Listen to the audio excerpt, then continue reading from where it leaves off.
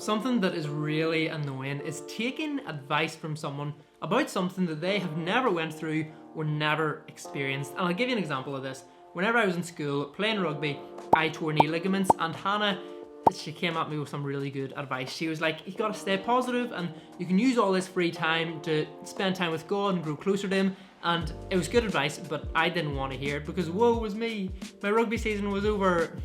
Hannah's normally right about stuff, to be fair. But it's even worse whenever it is actually bad advice, or advice that just makes you think you very clearly have no grasp of the situation, you've no idea what's going on, and you're in no position to give me advice. Well, Philippians 1:27, Paul starts this wee line of thought with the words, whatever happens, as citizens of heaven, live in a manner worthy of the gospel of Christ. And we might respond to that and say, Paul, okay, what about if people are really rude to me or are mean to me? What if they cheat me out of something I deserve? What if I'm treated unfairly? What if absolutely nothing is going our way and we cannot catch a break? Well, those words still stand, whatever happens. There are no exceptions, there are no caveats to that, and to be fair to Paul, he is not one of those people who hasn't been through the whatever. Let me read you something from 2 Corinthians 11. I'll stick it on the screen here as well. This is just a list of all the crazy stuff that has happened to Paul because of Jesus. 5 times I received from the Jews the 40 lashes minus 1. 3 times I was beaten with rods. Once I was pelted with stones. 3 times I was shipwrecked. I spent a night and a day in the open sea.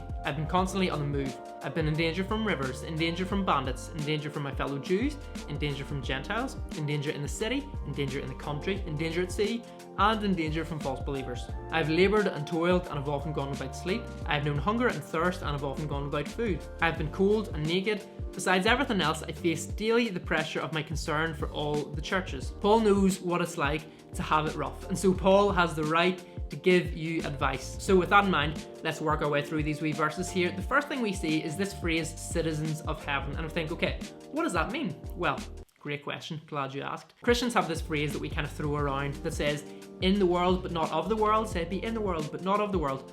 What does that mean? That means that essentially you don't belong to the world. You live here but you don't belong, and it's kind of like whenever you go on holiday. Do you remember holidays? And everything just feels different and feels slightly odd. You never really fit in and you don't know what to do. That is how our experience as Christians on the earth should feel, because we don't belong here. We don't fit in. We shouldn't feel at home or comfortable with the world's ethics, with the idolatrous consumerism, with the power grabbing, self-serving, the political idolatry. That should feel alien to us because it is alien to us. We are citizens of heaven where that stuff doesn't happen. So then the next thing he says is that whether he sees the Philippians or he just hears about them, these are the things that he wants to hear. And there are 4 things that he says he wants them to be doing, and so there are 4 things that he would probably want us to be doing. I'm going to talk about 3 of them today and 1 of them tomorrow. The first is verse 27, stand firm in the one spirit. And this really just means continuing on in the faith, not just thinking, okay, I sorted out my relationship with God ages ago, I'm sweet now. No, it means following Jesus, continuing to pursue Him and serve Him in a way that we talked about yesterday. Not because it makes you more saved or more loved by God, but because it's a sign that you are saved. And to be honest, that's a whole other conversation. We'll talk about that another time. The second thing he wants them to be doing, verse 27, is striving together with one accord for the sake of the gospel. Christians are supposed to be united. We're supposed to have a love for each other that overcomes our political, our ethnic, our cultural differences, even our theological differences. And sometimes we're not very good at that. The internet is the worst place for it, where you maybe see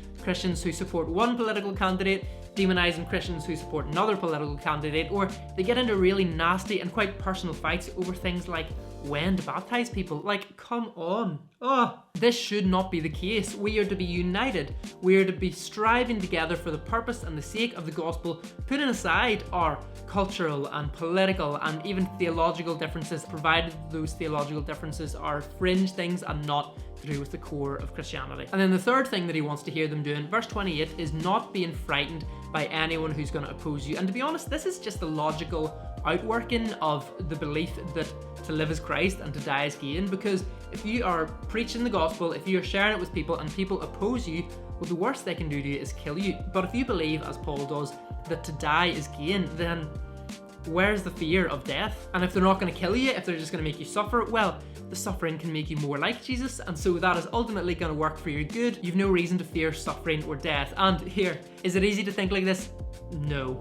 Do I think like this? I don't know. I've never really been in danger for my faith. I hope that I would, but honestly, I've no idea. So if we live as citizens of heaven, if we stand firm in the one Spirit, if we strive together for the sake of the gospel, and we don't fear those who oppose us, then Paul says this is going to be a sign to people of the reality of heaven and hell. It shows them that Christianity is the real deal, and that every single day Christians are moving one day closer to ultimate salvation, whereas non-Christians are moving one day closer to eternal destruction. And so the purpose of that and the aim of that is that they might come to know Jesus. That's a somber note to finish the video, but it's in the text and I can't pretend that it isn't. We've got something equally cheery to talk about tomorrow, but it's going to be really good. I have a wee read of verses 29 and 30 ahead of that. That would be great. But thank you for being here.